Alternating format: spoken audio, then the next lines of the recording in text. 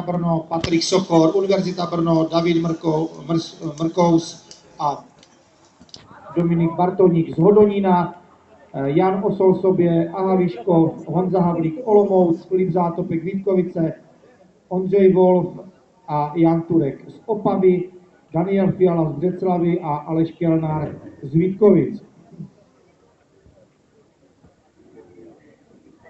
Výsledky děvčat na 1500 metrů juniorky: Pavlásková 4,48,45, Korvasová 4,48,77, Beranová 5,07,64, Veronika Sibltová 5,07,96, Shannon Sivila 5,18,67, Tereza Jakubková 5,39,00, Lucie Galatíková 5,40,06, Vendula Blahnová 5,46,38, Eva Kučerová 5,53.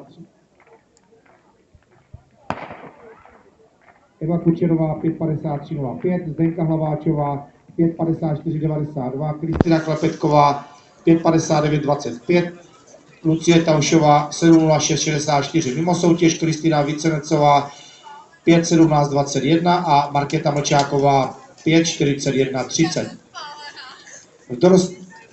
Tak dorostenky ještě myslím.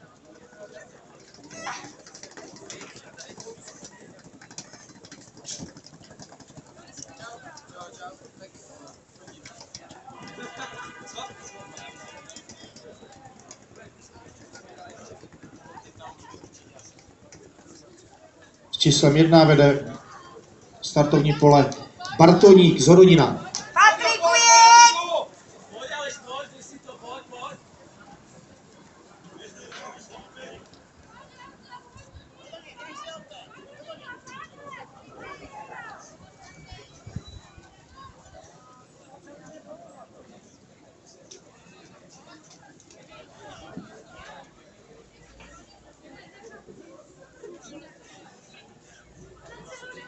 Dorosten, 15 dorostenek, Batyhová 5,21,84, Grobková 5,22,17, Kaduchová 5,33,49, Králíková 5,44,99, Maršálková 5,49,64, mimo soutěž Aneta Chlebíková 5,29,29.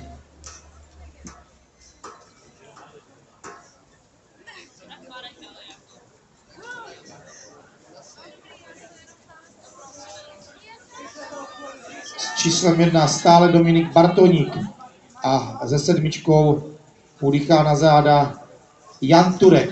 To jsou první dva na 15 stovce.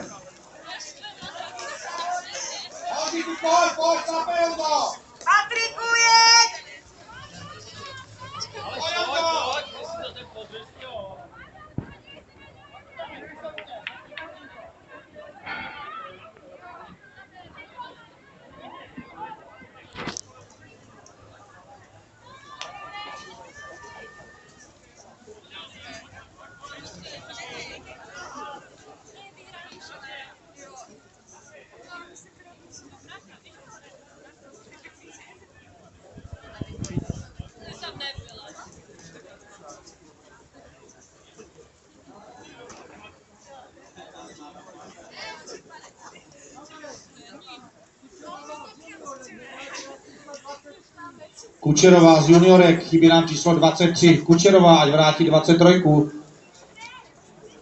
Kluky už máme za metou 1 kilometru, který byl za nějakých 2,52. A tady se nám vyměnilo pořadí, Honza Turek převzal vedení, za ním je Dominik Bartoník.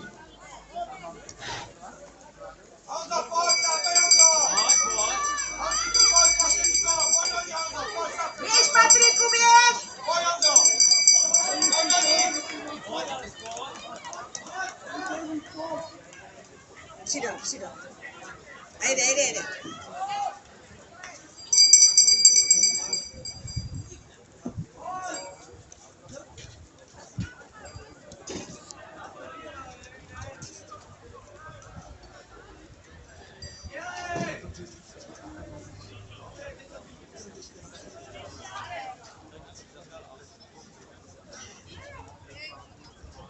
Tak Honza Turek z Opavy si běží pro vítězství na 15 stovce juniorů.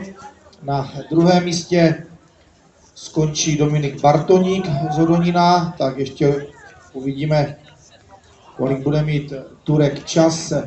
4:13:25 s jedničkou Dominik Bartoník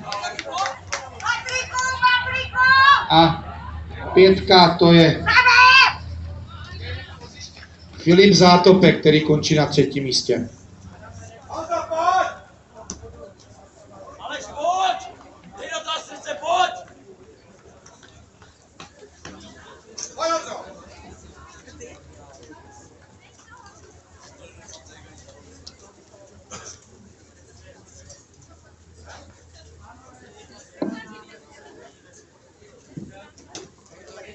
Výsledky 15 stovky dorostenců.